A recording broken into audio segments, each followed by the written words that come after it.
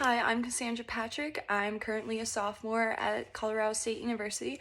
I'm studying animal science and minoring in biological anthropology. And this is my presentation regarding effective limitations and implementations of ethical domestic animal breeding, while also touching on the subjects of health and welfare act of individual animals, such as domestic and livestock production animals.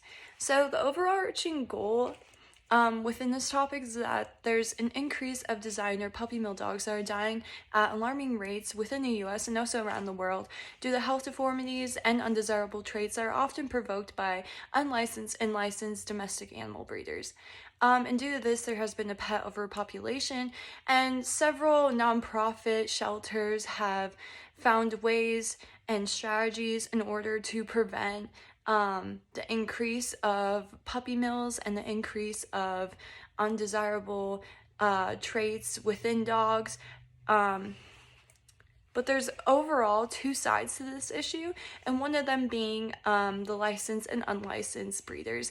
And so Side A states that the legislation towards livestock breeders and domestic breeders should be kept the way it is, in fear for loss of jobs and in fear for an increase of unemployment for domestic breeders and livestock breeders. So increase in inspections and inspections of facilities will increase the amount of unemployment for unlicensed breeders, while Side A contradicts that and says that domestic commercial breeding should be banned and licensed animal breeders should be consistently inspected for sanitary means within their facilities.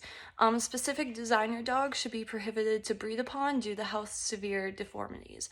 And mainly Side B comprises of animal health advocates, people within Congress who implemented the Animal Welfare Act that hasn't been implemented in a while. So why is this problem so large, and why is it such a continuous problem and reoccurring problem?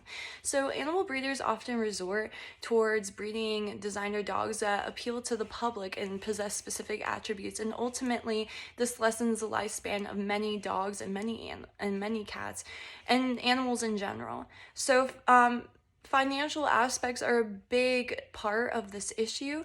It's a leading driver for this problematic issue because animal breeders often select their breeding subjects based on specific attributes, aiming to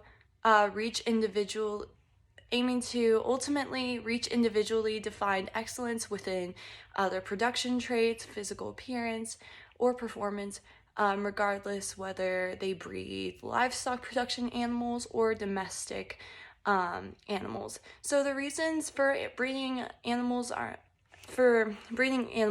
numerous and differing depending on which type of animal. Often financial aspects play an important role. Unfortunately, physical and functional soundness are not always a priority when they design new types of dogs that ultimately do not live for a significant lifespan.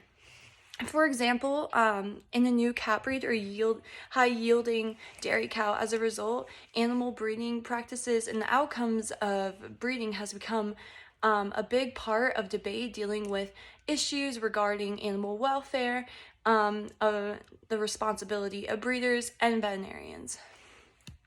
So the overall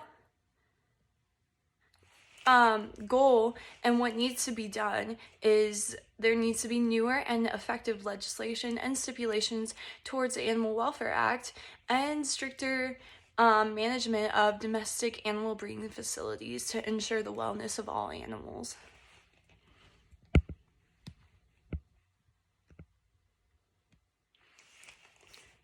And that is my presentation.